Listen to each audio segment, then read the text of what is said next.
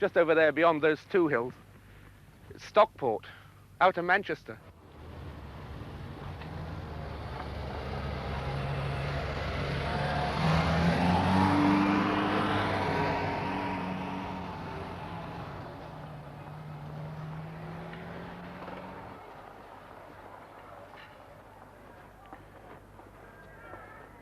Stockport's modern shopping precinct is a precinct with a difference.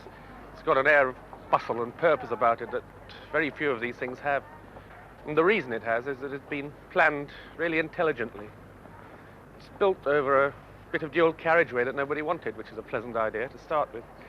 On either side, there are old shopping streets, and instead of raising the whole lot, they kept a lot of the shops in the old streets, multiple stores and so on, which simply turned back to front, so that you can now walk right through them, out of old Stockport into new Stockport. Everything is plugged in. It's the exact opposite of the Elephant and Castle, where nothing is plugged in. Even the multi-level system works, because at the top level, you run off onto the hilly bit of old Stockport. And from that top level, you see that you're bang in the middle of the industrial north, skyline of viaducts, cooling towers, chimneys. Complete change from the peace of Jenkins Chapel. From here to Manchester, in fact, it's completely built up. And some of those buildings are in a pretty sad state. It's not only the slums being cleared, but all the buildings, the shops along the Stockport Road are being cleared too. And they're being cleared not progressively, but all at one swoop on both sides of the road. The Germans couldn't have done it, the town planners have. Now, was this necessary in this way? Assuming that clearance of the slums was necessary, did they have to clear them all at once instead of a rolling program whereby you could demolish one street at a time and replace one street at a time? If you did it carefully enough, you need only ever have one street empty, and the people being rehoused could simply move one street up the road, which is not too much of a wrench. Here they're dispersed all over Manchester. And did it have to be done in this way? And especially, did all the shops along the main road have to go? This one here, there's nothing specially wrong with that. It would last a few more years. When its time came, all right, replace it. But don't sweep the whole lot away in one great act of demolition.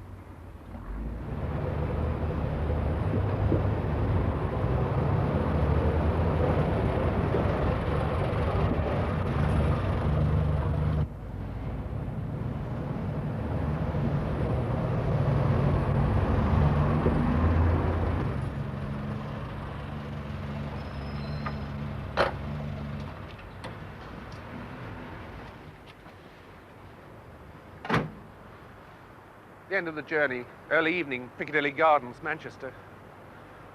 It's a weird old place, really. The gardens themselves are vital to Manchester.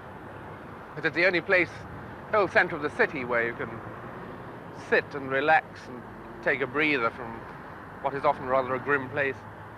But it's not plugged in the Stockport sense. There's all the elements of a city centre here, but they don't really relate. There's a bus station here, so you've got to nip through the buses to get to the gardens. The shops over there, again, you've got to cross a road to get to them. It's isolated elements. Just as isolated as the weird way the blocks on top of this Piccadilly Plaza seem to have been designed for 5 other places and brought together in a hurry. It could be plugged in, I think. It needs to be related more. Say there was an extension of the plaza level over the roofs of the buses, open-air cafes, then steps down into the gardens, and then on the other side, steps underneath the gardens to connect to the basement level of the shops.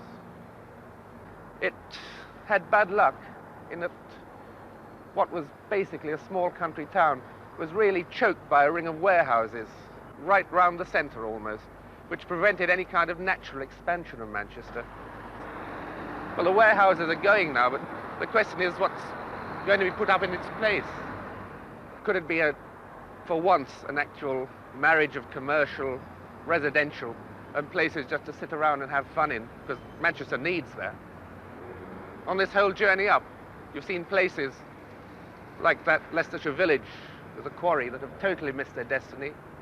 Places like Stockport and Dunstable Downs, where the 20th century is actually improving on what was there before. And places like Staunton Harold, which the 20th century, thank God, has simply left alone in its own glory. All places on this direct line, all places you would never see from a motorway journey.